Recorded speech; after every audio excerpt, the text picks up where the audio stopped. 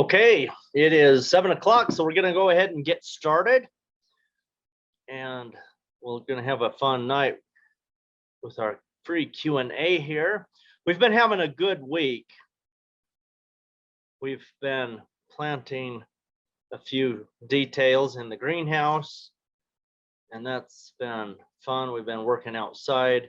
We have been working in the outside gardens quite a bit, planting just a few things, but mostly just maintaining the gardens. We've been focusing on hilling up the potatoes so that the light does not hit the tubers once they start to grow, and then you get a real good quality potato. And we've been managing a few weeds. We've been inoculating a lot of the soil with compost extract, and that has been a pretty great and fun thing to do. So our subject tonight is greenhouse management. Last week we talked about managing for nutritious crops to grow nutrient-dense food, and tonight we're going to talk about greenhouse management. For people who are serious about growing their own food, at least a big portion of it. I have a lot of friends who have a goal to grow 50% or 70% or 80% of their food. The ranch here that I live on, our goal here as a community is to grow 80% of our own food. And we came pretty close to that last year. And it looks like this year we will maybe even beat that goal a little bit, which is pretty great. That's a pretty good accomplishment. Now, it's not always the best thing to do to try to grow all of your own food, because there could be some nutrient deficiencies with the soils that you have. It's better to get food from a wider area. So trading with other people from other climates, from other soils, is quite often a really good idea. The big problem is that if we only get food from one source, like the junk food section of the grocery store, obviously that food is not very good quality for us, and our bodies tend to struggle to get the nutrition they need. And I know that that was kind of an absurd analogy, but the more diversity we have in the food that we can source to eat, usually the better health we have and the better nutrition we can get. But as far as greenhouse management goes, my goal is to be able to harvest something every single day of the year. That is the whole goal of a greenhouse. So I do not try to grow things out of season in a greenhouse. My purpose for a greenhouse is to grow the food that you would normally grow outside, but the greenhouse guarantees a harvest. No, it doesn't completely guarantee a harvest, but almost. For example, I live in a pretty harsh climate. Our last frost this year was the 15th of June. That was, what, 11 days ago? Today's the 30th, so you know, close to 15 days ago, I guess. Time flies. I didn't think it'd been that long. But so 15 days ago, here it is, the middle of summer, and 15 days ago we had a frost, a killing frost that killed quite a few things out in the garden, which didn't hurt my feelings too bad, because I wanted the weak plants to die so that I can perpetuate the genetics when I save the seed. And we did have some plants that have survived. We've had I had a few tomatoes that survived. Now, is it because there was an is it because there was an air current that kept the frost from killing them? Was it actually genetics? I don't know. There could have been a lot of factors that could have stopped those plants from dying. But probably 85% of our tomato plants that were outside did die. And that didn't hurt my feelings, because my main crop of tomatoes is in a greenhouse. And that's the point of tonight, is greenhouse management. The reason we have a big greenhouse in this climate is because we do have a harsh climate. We can see a killing frost every month of the year here where we live. So people say, well, why would you live there? Well, it's a great place to live. It's a brilliant and a beautiful place. So we love to live here. But one of the main things that we want to focus on with a greenhouse management is air circulation. a lot of times people will get their greenhouse and it is tight. It's airtight in the winter when it's cold, which is fine because you don't want the cold air from the winter coming into your greenhouse. But what happens when it is airtight is that air is stagnant and your plants are very slow to grow, because plants do not have a diaphragm, nor do they have a they also don't have a lungs. They don't have a system to be able to inhale air. The wind has to blow for the carbon dioxide to get inside of the leaves so that these plants can so that they can, do their photosynthesis. So inside of a greenhouse, we really need to encourage air circulation so that those plants can have optimal growth. This is true with house plants too. A lot of times people say, they compare their house plant with other people's house plants.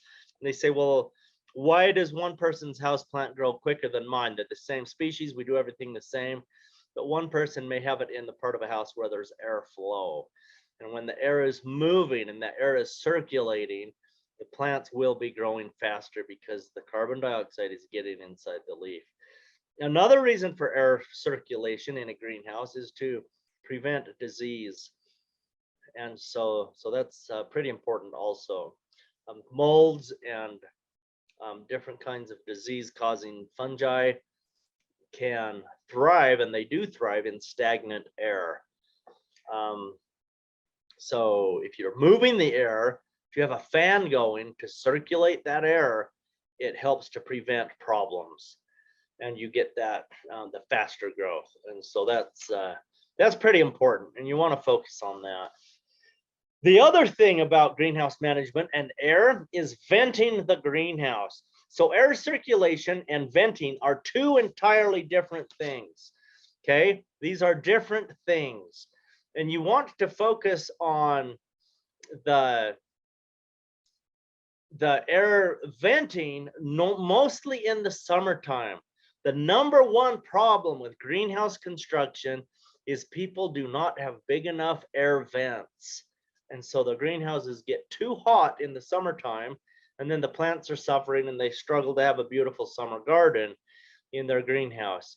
So your walls need to roll up. You need to have very large vents. Now, let me just tell you a caution here. You can get on the internet and find mathematical calculators to calculate all kinds of engineering things.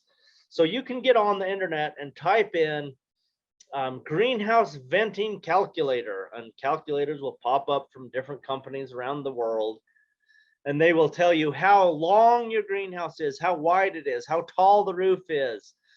They will ask you if it's what the shape of the roof is, and there's different factors that you'll put in there, and then it will spit out a calculation to tell you how big of a fan you need to be able to put to vent that greenhouse properly. Now, I have never seen one of these that was accurate. Most calculators out there in the world that you get are pretty accurate and they're pretty good. But when it comes to venting a greenhouse, they are always way too small. They tell you that the vent sizes that to put in there are way too little. And your fans are running. I've seen people use these calculators, and I went to the greenhouse and their fan is running constantly from the time the sun comes up in the morning until it goes down at night, and their greenhouse is way, way too hot. And they said, well, that's what the calculator said. And so I have told people to at least double the size of what the calculators say, or triple the size, or even bigger, because I don't know, for some reason, whoever's built these calculators, I'm not sure they ever had a greenhouse and they actually have the right calculations in their program to make it work. So that's just a little thought. If you're going to build a greenhouse, be careful. Be careful about how that works. Now, greenhouses, the entire point of a greenhouse for me is to have a 365-day harvest.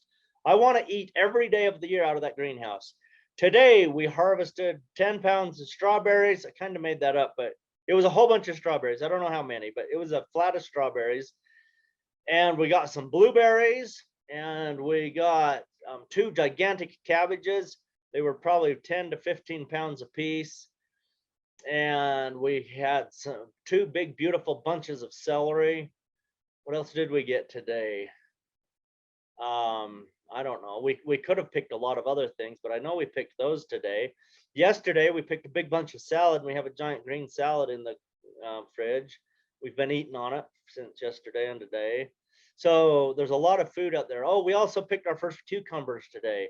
Now, in our climate, where our last frost was 15 days ago, that's a pretty good harvest. And this is the beauty of having a greenhouse, is we can have a harvest throughout the year. So our goal is to harvest all the time. So also our goal is to not spend too much money on that greenhouse. So I don't have any fans to circulate air. I have no fans to vent the greenhouse. I have no electric motors to open vents. We do it all by hand. I just don't want to deal with electricity. Now, I'm not against it. I think it's fine if people want to do that. And for some people, I would highly recommend it. But I'm always here on the ranch. I manage this ranch. I'm always here. I never leave. And when I do leave, it's rare. I go to church on Sundays. So I'm gone for about 3 hours on Sundays. And other than that, I seldom leave. And when I do leave, it's planned out, and I can have somebody here to take care of things for a day or two. We have some employees and interns and students around who can take care of stuff if we plan on going somewhere. But for people who have a job and you're gone a lot, especially if you're traveling, a lot of people in their careers, they travel. So you would need to have a more automated system to be able to significantly impact your food growing with a really good greenhouse if you're gone a lot. The other thing about greenhouses that you need to understand, from where I'm coming from, when I say a greenhouse, within the context of what I'm saying, these principles are the same, whether it's a cold frame or a hoop house or a high tunnel or a wallapini or a big old automated greenhouse or a sunroom or a conservatory. I'm not talking about different things here. This is all the same thing. So the way I manage growing food is the same for any of these structures. So when you have your one layer of glass or plastic or whatever it's made out of, that will move your growing zone 500 miles to the south. So in North America, you just look at the map, where's 500 miles south, and then that's the growing zone. Those are the types of conditions you can be growing in. So if you're on the border of Canada, go 500 miles south, and that's what winter's going to be like inside your greenhouse. And then if you put a row cover, a floating row cover over your crops inside, then it's another 500 miles south. So now you're 1,000 miles south. And so for me in northern Nevada, 1,000 miles south is in Mexico somewhere. So if I go to Mexico, what do their gardens look like in January? And that's pretty much what my garden looks like in January. And this holds pretty true. So people always ask me, so if you put a third layer on, so if I have a big giant high tunnel and then I put a little greenhouse in there and then I use floating row covers, is that going to put me 1,500 miles south? No. The answer is no, it's not. What happens is you start losing light. And so the only benefit is to have 2 coverings. Once people start putting on the 3rd covering, it becomes detrimental to the growing system. So 2 coverings is about right. Okay. But you can grow a lot of stuff. You can grow an amazing amount of food in a greenhouse. Now, if you add lights and you add heaters to your greenhouse, this entire thing about 500 miles south does not apply anymore. So when we're looking at moving our zone 500 or 1,000 miles south, this applies to greenhouses with no additional heat and no additional artificial light. So this is just kind of, this is just a rule of thumb to kind of go by. to be able to increase your growing capacity so that you can have fresh fruits and vegetables throughout the year. Another thing you want to do with your greenhouse management is you want to walk around it every day. Also, you probably need to do the same thing if you just have a normal garden outside. But do a walk around every day. Look for any potential problems. A lot of times there's a little tiny rip in a greenhouse. If you're walking around the greenhouse, you will see that little bit of a problem, and you can fix that problem before it becomes a huge problem. So walk around the greenhouse, try to comprehend what's going on, and then you can fix that before it becomes a huge issue. So sometimes the daylight is a big deal depending on the crop that you want to grow. Things like onions and certain types of flowers like poinsettias for Christmas. There's different things that matter on how much light there is during the day and how much darkness there is. And then there's one other thing. If the days are getting longer, so from spring to midsummer, the days are getting longer every day. That will affect plants. And it affects those plants differently if the days are getting shorter. So if the days are getting shorter, so from June 21st and all through the fall until December, the days are getting shorter. So that will affect plants differently. So depending on the plants you're growing, you will need to do the research on the plants you choose to grow for food or flowers or whatever, so that you can understand how it's going to affect those plants when you're trying to grow them, because we are growing things out of their normal time frame a little bit, but really for me, I just like to extend the season. My goal is to extend the season so that I have foods earlier and later, because with our 80-day growing season, it might be a 70-day growing season this year. If we get a frost in August, which we often can get a frost here at the end of August, then it's going to be a shorter growing season than 80 days for us this year. So it'll be interesting to see what happens, and it'll be fascinating. So what we're trying to do is just have a normal garden, but then and we can do that with the greenhouse. But to extend our growing season to 150 days, that's more of a normal type of a growing season where people in a good vegetable growing area would have.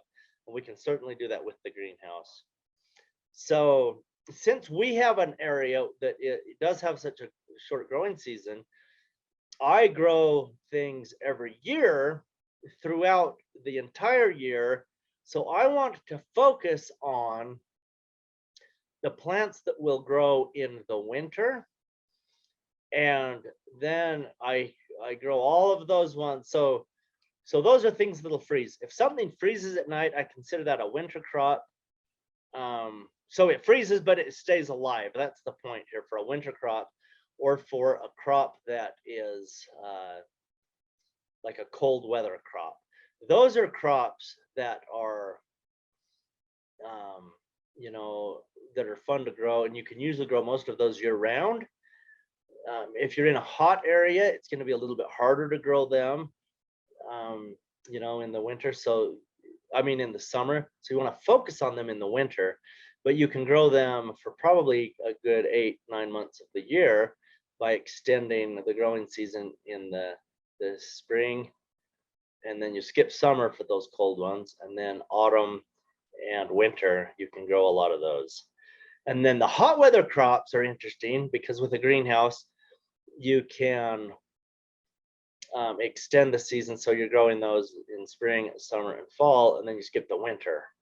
So greenhouses are really great and awesome because we can extend both the cold weather and the hot weather crops so that we are eating year round. But you won't necessarily be eating every species year round, like peppers and tomatoes. They start coming on in August, but we can eat them until, maybe Christmas. So we're extending that out. So that's pretty great. So I really love that. And one more management thing is the planting of the greenhouse. I do plant in a plug tray, and I transplant pretty much everything. And that way we can grow more plants in the same square footage throughout the year. And by using the greenhouse to extend that, we have an abundance of food throughout the entire year. So that is it for greenhouse management. It's pretty simple, it's pretty straightforward, but let me be very clear about the greenhouse management part.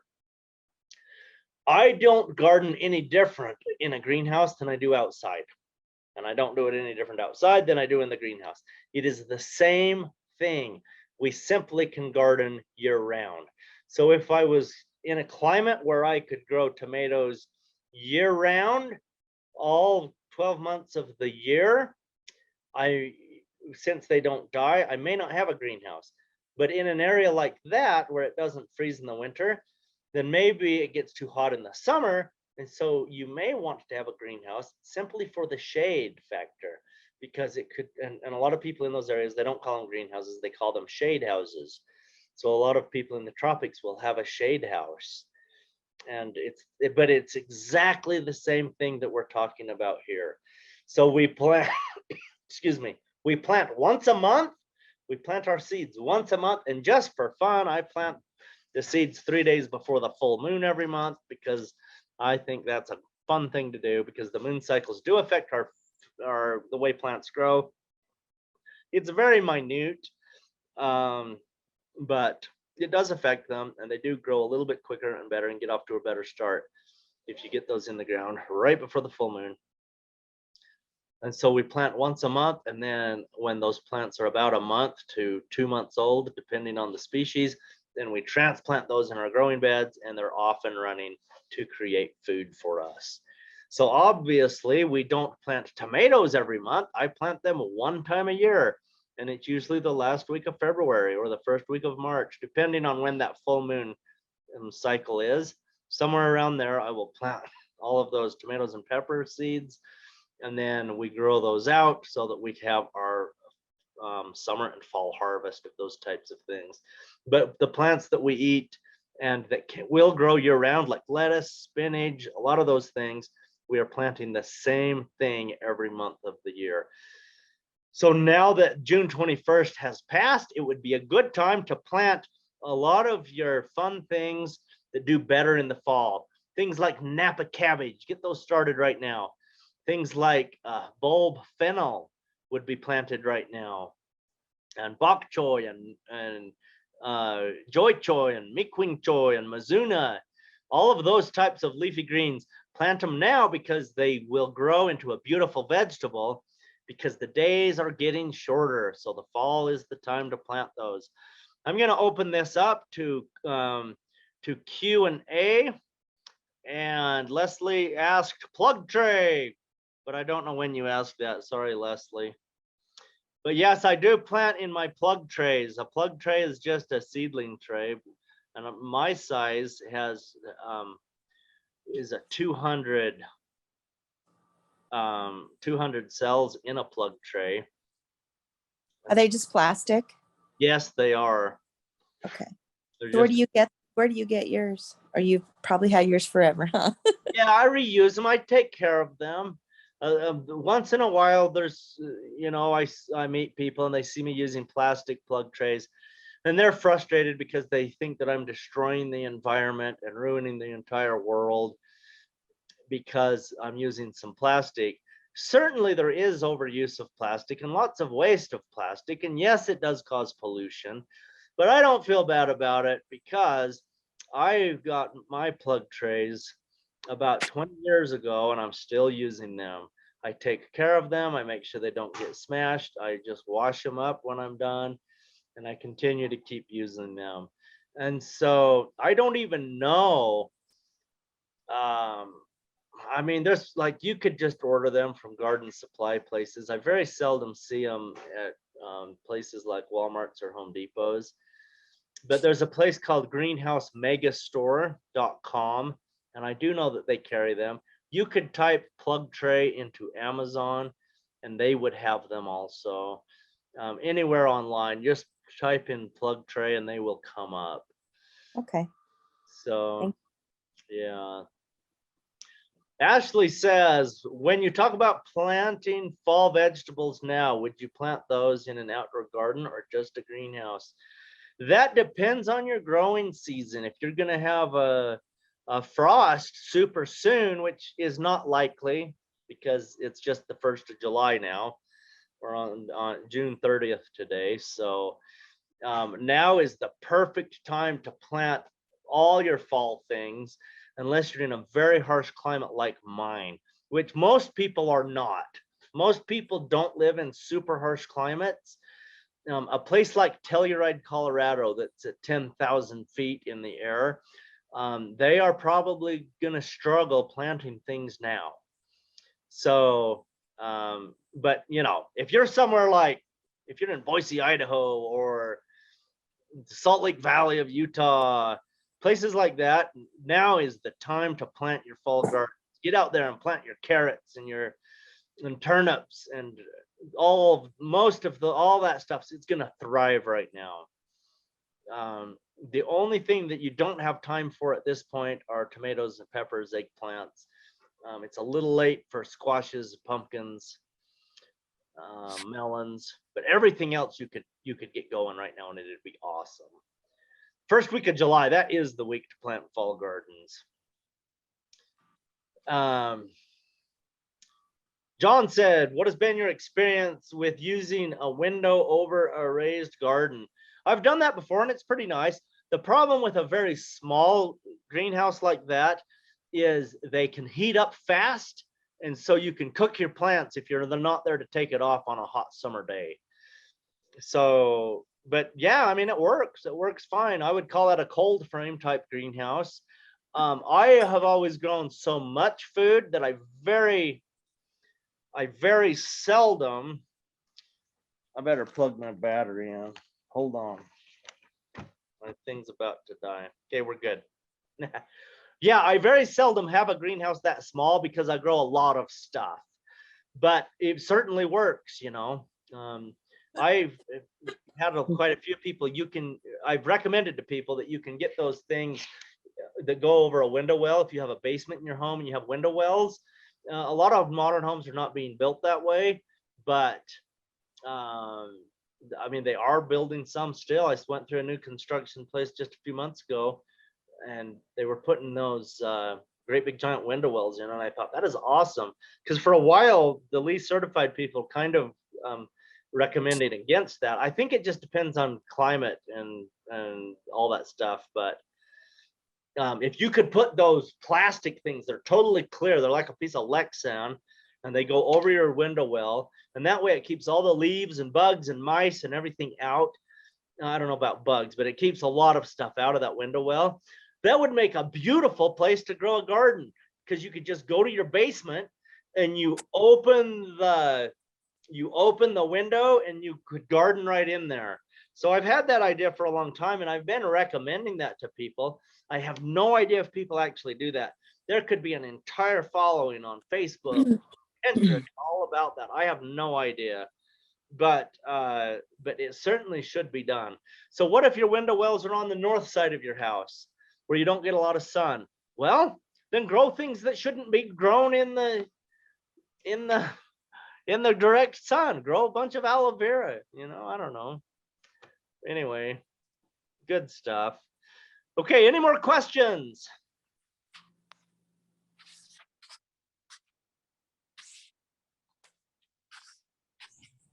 William, Yes. I sprouted some seeds that I let sit in my paper towel quite some time. And today I unwrapped the paper towel and there were these little white worms in it. Do I want to put those kind of worms in my garden, or are they? They're probably bad. They were about, I don't know, are they eating the seeds?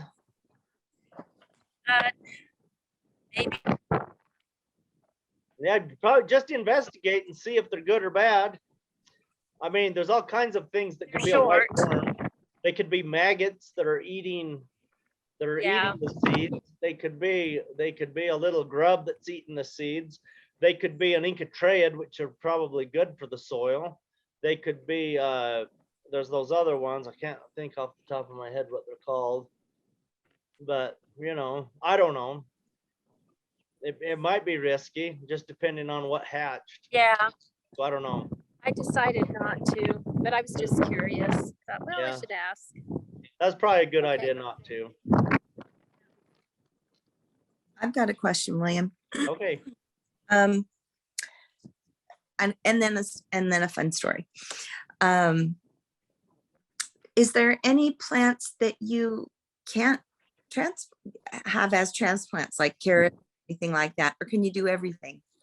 So yeah, anything that grows into a root crop are very difficult to transplant. So if you're eating the root, if it's a root crop plant, probably don't transplant it. Things like beets and carrots and radishes and turnips, they struggle to, it's a real struggle to transplant them. The grass family is a struggle to transplant. So like corn, it struggles to really produce a good crop when it's transplanted. Now, after saying that, I do transplant a lot of these things. So what I will do is I will make a big cardboard pot so that the cardboard, you know, it's biodegradable. So I will take a pot just out of a soup can. I'll put so I'll take the soup can, roll the cardboard around it, put a rubber band around it, pull the soup can out, and then we fill that with soil. And then we put about 6 carrot seeds on top of that, and then we grow those carrot seeds. And then you can pick that whole thing up when the carrot seeds are about 1 inch tall. And then you can set that in the ground, and they don't even know they've got transplanted. And that's been working for me. Okay. But if you put 10 or 15 carrot seeds in there, then it's too thick. Sure. And the carrots tend to get growing together, and they're not straight, beautiful carrots. So are you talking about the long carrots that you do that? Or are you talking like the nubbins, or does it matter? Any of them, all of them. Yeah. You just want to grow them. You got to get them transplanted before that taproot gets down a long ways. Okay. So, you know, if they're 4, 5, 6 weeks old and you have a lot of leaf on there, probably going to be, they won't be a nice straight carrot. But it takes them about anywhere from 1 to 2 weeks to germinate. And then when they get about 1 inch tall, once you see the little green in there, go ahead and get those transplanted, and it works out good. Okay. But the only reason you would do that is if you're trying to manage something very tightly. Like, you know, if you have plenty of room, just plant the seeds out there. The other reason to transplant them is if you're trying to grow them in the heat of summer and they're drying out too quickly, because the carrot seed will dry out very quickly. So you need to cover the carrot seed with a board or a fabric, so that the ground stays moist, because if they dry out during germination, they're dead. Okay. So Cool.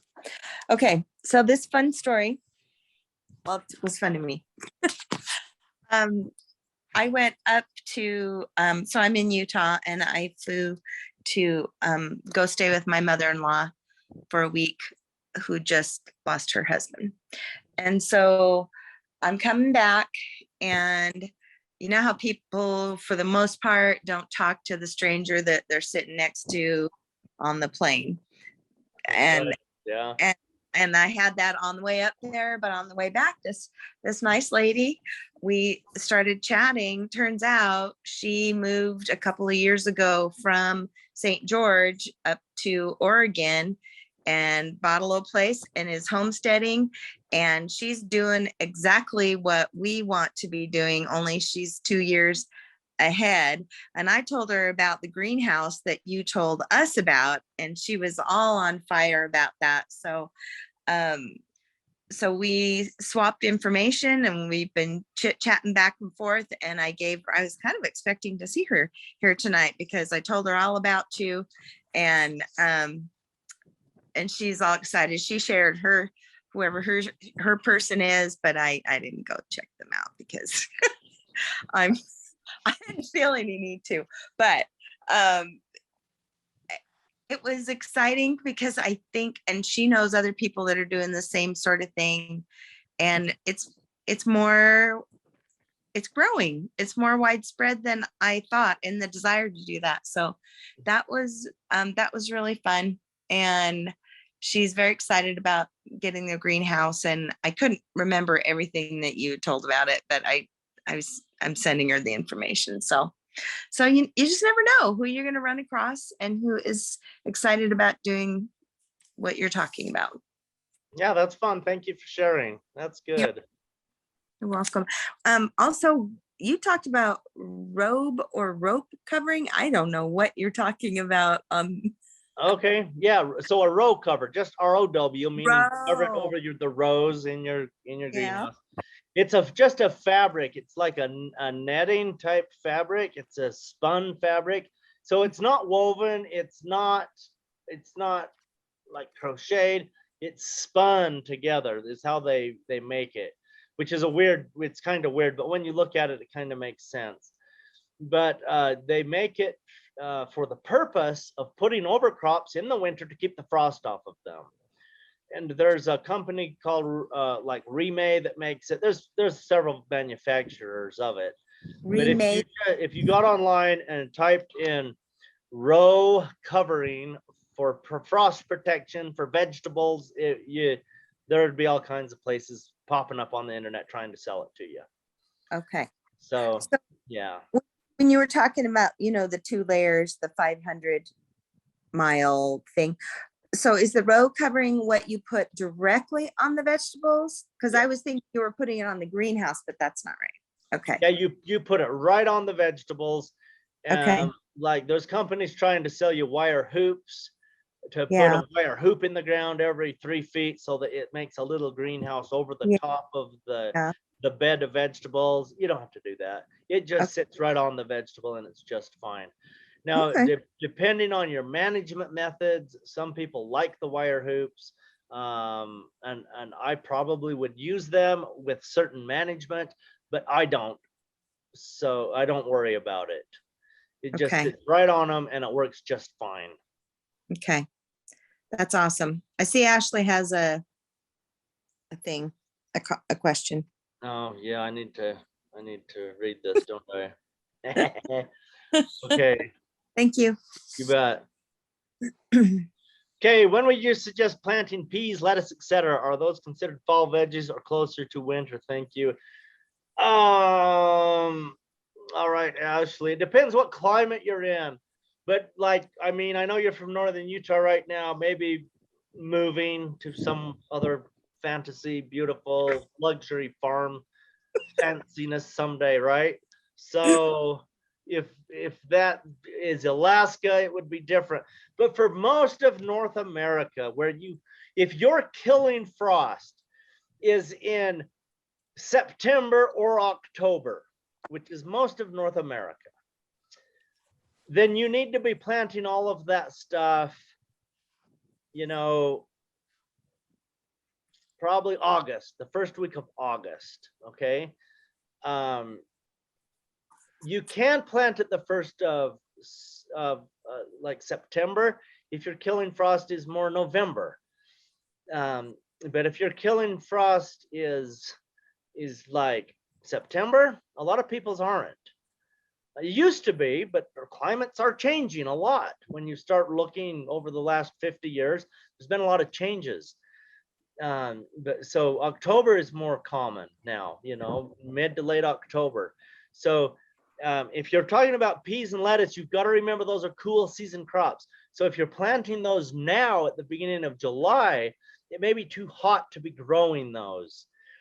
But if you're planting crops that can handle a little warmth, like carrots can handle warmth, so get them planted now. But lettuce, maybe you ought to be planting waiting a good 4 weeks till the 1st of August. If you're in St. George, Utah, everything I just said, advance that 6 weeks.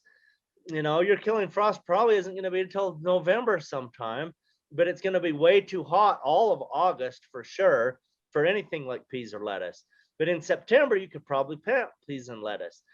This is where transplanting with paper pots could help you, because you could plant a bunch of that stuff in the shade, get your plant up, growing kind of big, and you'd start that when it's still super hot, grow them in those pots for about 4 to 5 weeks. And then when the cool begins to cool down, you can get those into your growing beds out there in your garden. But that's more of a fun thing to think about than a way to guarantee a crop, because we never know what's going to happen in the fall. Is it going to be hot for another 4 weeks and that you didn't expect, or is it going to get cold quicker? So growing things in the fall is often a lot harder than growing things in the springtime. But I've noticed over the last decade that it's kind of a challenge both times because the weather is becoming so volatile. There's more severe weather nowadays. Summers are hotter. Like last summer was one of the hottest summers on record. So I don't know if that helped. Hopefully it helped. What I tell people to do is, if you're serious about growing food, get a greenhouse, because you can control the temperatures. If it got super hot, you can put a shade cloth over the top of your greenhouse, cools it off. You can be misting inside that greenhouse. You can be irrigating with sprinklers. There's things you can do to keep it cool on super hot days. And then in the winter, obviously, you're instead of it being winter condition, it's more of a spring and fall condition throughout the entire winter. So hopefully that helps. William, Yeah. I have some holy basil seed sprouts. I did it in sprouts because in the paper towel, because they're older seeds. I didn't know if they were going to do anything. And Sure. I do have some that are actually viable, and they have little green leaves on them. Yeah. I'm not quite sure what to do with them now. I don't want to put them in the garden because I think they're too little, right? Yeah. Do you have some potting soil on hand? Yeah. I Just, could grab do some. you have some little pots? Just pot them up. Yeah, just Okay, pot them up. You could make some paper pots so that once you transplant them, they don't have a problem. But Okay. it's not. Basil's pretty tough. I've grown holy basil. Holy basil is a little bit more temperamental than other basils, so it might be a good idea to put them in a paper pot. Just roll up a few paper pots, with a cardboard and a rubber band. Put them on a cookie sheet. Fill them with potting soil, and just take those little tiny starts. Pick them up very gently with a pair of tweezers or with Right. the point of a knife, and just set them on there, and just get that root down in there. Water them good, baby them real good for about a week. Get them in the light so they can grow. I think you'll have success. We're going back to Missouri, so I guess I should take them with me.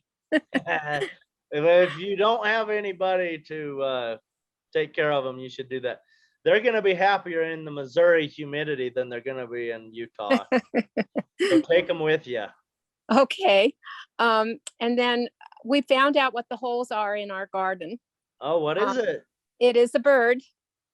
He's Okay. digging up my seeds. The second time I planted parsnips, and I think he ate many the other day because he was sitting in the front yard crying, but now he's flying. Yeah, again. you need a net. Throw a bird net over it. Okay, that's what Piece we're of chicken gonna wire, just any barrier to keep them out. do. Okay, and then maybe I'll try again. Yep, try again. parsnip. It's not too late, other than the fact Okay. that you're going to Missouri. So Well, we still have the drip irrigation, so yeah, that's good. okay. All right. Okay, good. I had another question, but I can't remember. I'll come back on when I remember. Okay. I've got a couple of questions. How long do you get tomatoes off your plants? I know you said in the fall, but I'm like, So they start in August. They start coming on in August. If I planted them earlier and was nicer to them, they would start in July. But I'm not a nice gardener. So they still have to struggle a little bit. So, and then they go till Thanksgiving.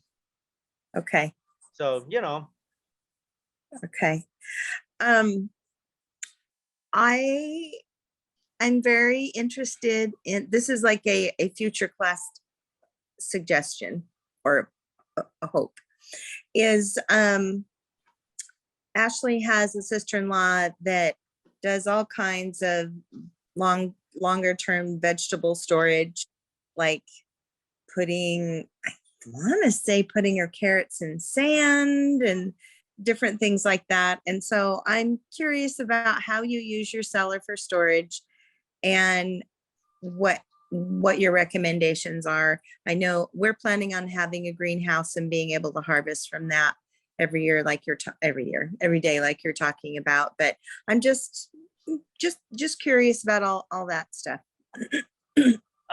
Yeah. So I like sand. I have these like 25-gallon tubs, and I just like a storage tote type thing that you get at Walmart to store something in. Uh-huh.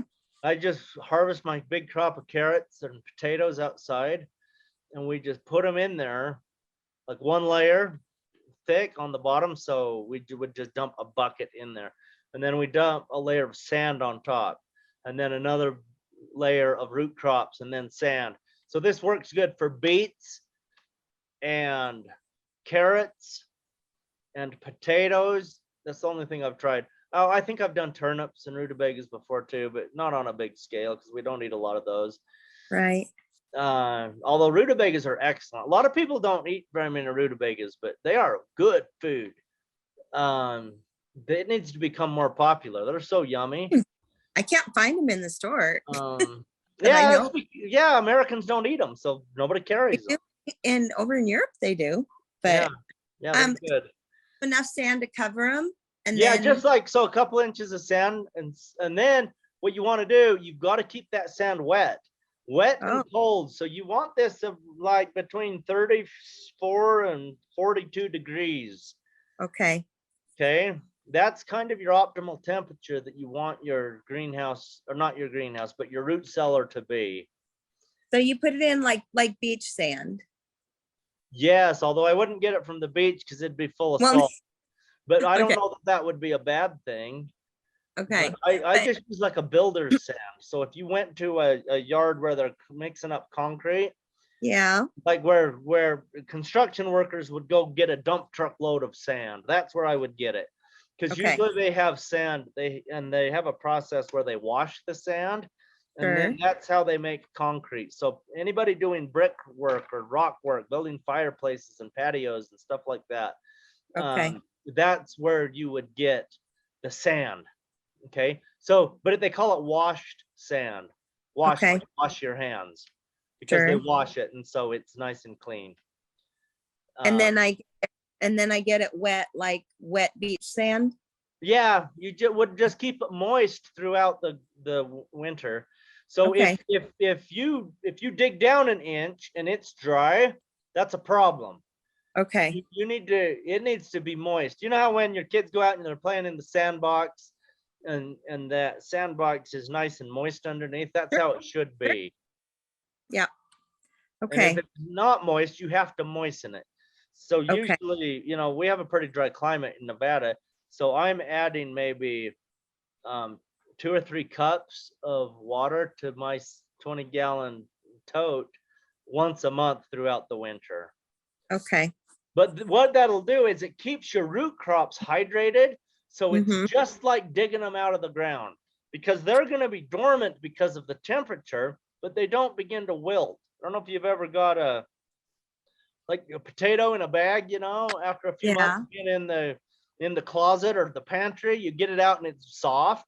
It's just because it's the moisture is dehydrating out of it. Oh. So if you put it in sand, they stay super crisp. That makes so much sense. Okay, Ashley's asking questions about this. So anyway. So does the sand keep the bugs away and rodents? No, it doesn't. Because the bugs and rodents will just crawl right into that sand. So you need a different way to prevent that. A good cat is the best way to keep rodents out. I've never had bugs get in there, so I don't even know how to help you if you do have bugs. But see, I like bugs, so that's a weird thing, When I see bugs around, it's like, yeah, things are alive. when you see no life, that's when you start worrying. That at least I do, because that means things are gonna quit living. So yeah, and I do not keep a lid on it. I think it needs to have air circulation on the top of that sand. I want to mimic the outside conditions, except I don't want it to freeze. Obviously in the winter it freezes, so I'm not mimicking that, but I do want some evaporation to happen out of that sand. So I just add some rainwater, which isn't rainwater. I just get water out of the tap, but it's a simulation of rainwater. So I'll water it. But the thing is, you can get sand, and then at the end of the year, you just keep that sand in your root cellar, and you can use that sand over and over and over. If you have a potato or something rot in the sand, then I just remove that. So at the beginning of the fall every year, when I'm going to go in there, I just take a sifter in there that I would sift potting soil with. So just a piece of hardware cloth, like a 3/8 or 1/2 inch hardware cloth, and I would just pour all the sand through it to make sure there's nothing weird in it, so it's still nice and clean. And I've used sand 3 or 4 years in a row before, and I would use it longer, but I tend to move in my life. I've moved a lot from ranch to ranch, and so I haven't been there long enough to use it more than 4 or 5 years. So, Okay. but What the about, sand doesn't go bad. It just, okay. Do you just leave onions in the ground then? No, onions are not a root. We might think of them as a root crop, but they're not. They're just a modified stem that grow kind of above the ground. And like if we're transplanting the onion, and sometimes we'll plant them deep and then they develop underground, but that's not really a natural thing. If you just throw the onion seed out there, that bulb will develop above the ground. So you dig those onions up and you put them on the ground, and for about a week, and the roots will dry up, the tops will dry up, and at that point, when you can just take the top and it kind of breaks off, then that onion is ready to harvest. So I like to put those in a mesh bag, and you just hang them up in your root cellar. They can be on a shelf, they can be in a basket, but they need lots of airflow. So a mesh bag or wire baskets are really good for onions. How long should they last that way? So there's 2 classes of onions. There's the sweet onions and there's hot onions. And hot onions are the storage onions. Sweet onions don't store well. So if you love sweet onions, you're just going to enjoy them for a couple of months of the year. But a real nice, good hot onion that has the whole house crying when you're in the kitchen cutting it up, those can last for a good 6 months. Wow. Okay. So the lack of air circulation is the reason they go bad. Yeah, if they're molding or rotting, it's because there's not enough air circulation. If they're wilting up and losing, if they're going soft, yeah, then that's because there's not enough humidity in the air. So you need high humidity in your root cellar. So, how do you suggest we do that? Like a humidifier? You can do that, but it's easier to just put a pan of water in there. Okay. Have a cookie sheet in there because it has lots of surface area. Fill it up once a week. Always keep water in it. Okay. And then it will evaporate and it keeps some humidity in there. Cool. The other thing, let me think. Your root cellar needs to have good airflow. So you need a couple of vents on 2 sides, one up high and one down low, so that the air circulates. When you say 2 sides, do you mean opposite? Yeah, so just, the front and back of your root cellar or whatever. Okay.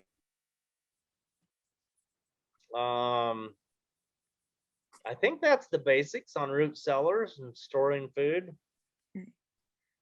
You need good air circulation, you need high humidity. Your root crops, put them in wet sand and keep them there. Your dry crops, things that need to stay dry, you want to hang them up. That would be onions, garlic, shallots. They want to be in a wire basket up high.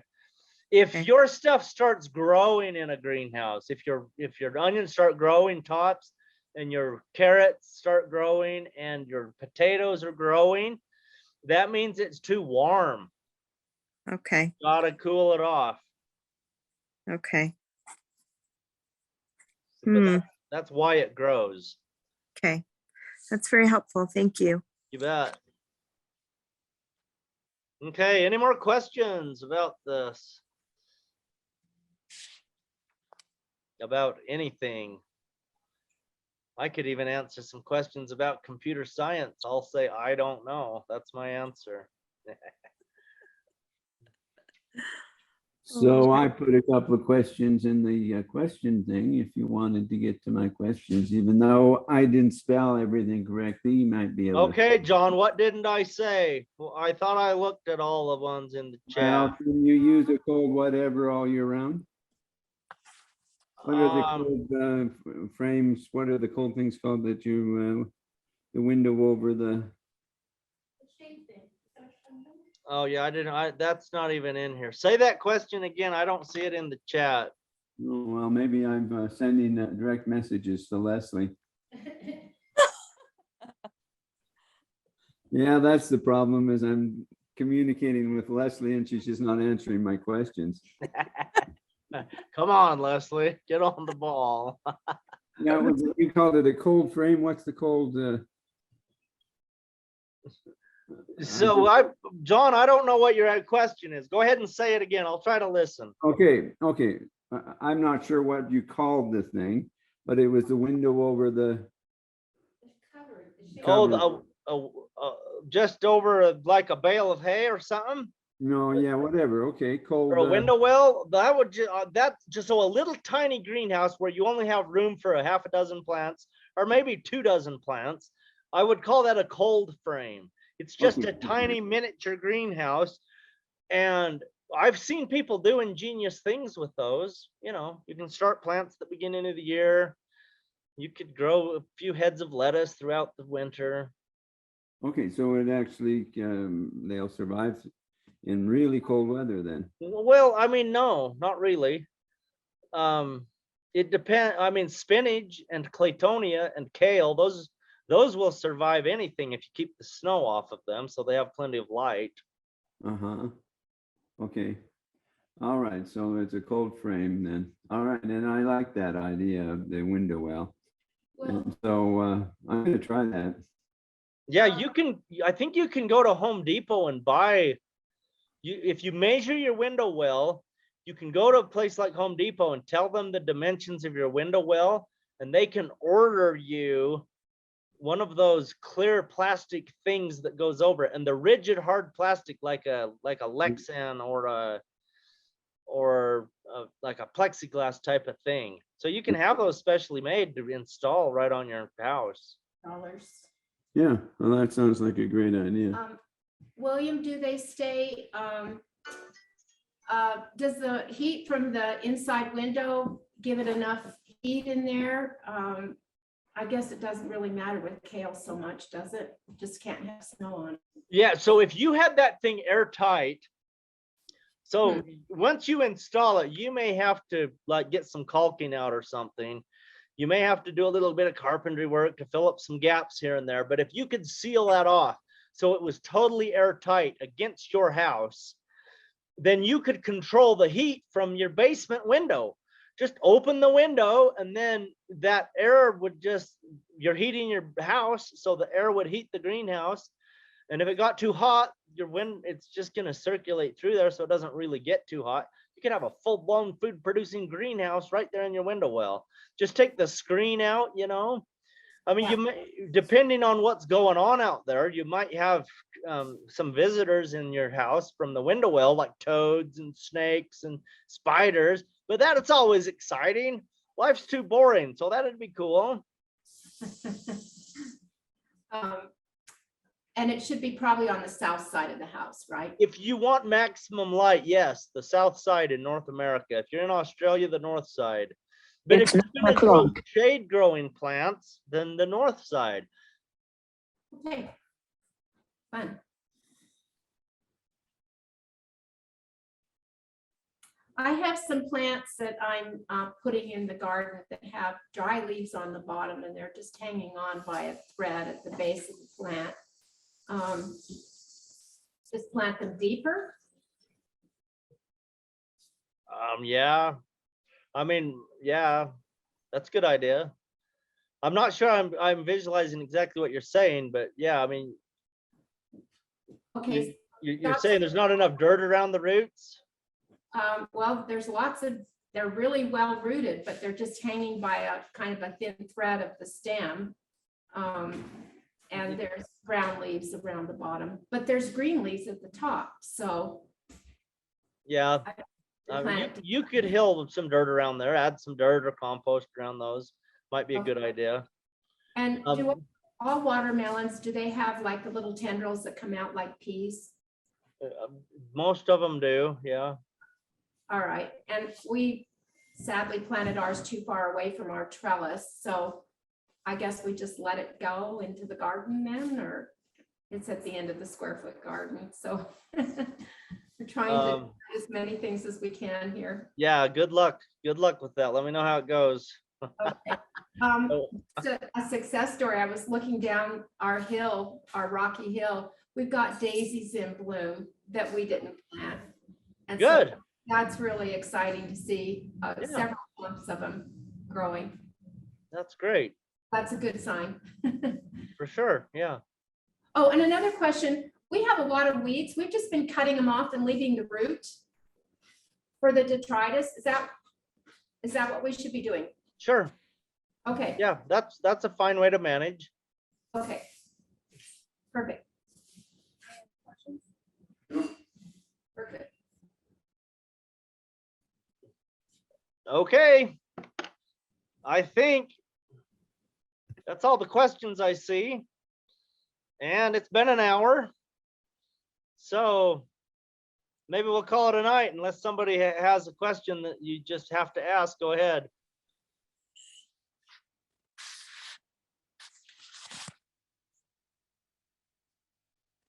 Okay, thank you for being on.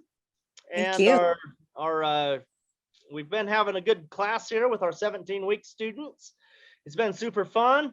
If you know anybody who can take 17 weeks out of their life to come learn to be a farmer, I am training these people to be the best new generation of farmers for our future. So these kids are brilliant. They did their oral examinations a week ago and they got straight A's. So they're a good bunch of kids. Great. I am gonna end this tonight. William, I do have a quick question. Okay. Staking tomatoes. We've talked about it before. In a square foot garden, what's a good way to stake them? Just with a stick at each tomato and then? You know, they've got those little tomato cages that they sell at garden centers like Walmart's and Lowe's and Home Depots. Those actually are really pretty good for a little gardening system like you're talking about. But they get big. They get as tall as a person. Well, you need to get a big one. They come in different sizes. Okay, they're expensive. So once you buy those things, Mhm. you can, they last forever. They'll last for 100 years. So Great. Okay, they're a good investment. thank you. You're welcome. Okay, thanks for being on tonight. We will see you next Thursday, same time, same place, different subject. Good night. Thank you. Good night.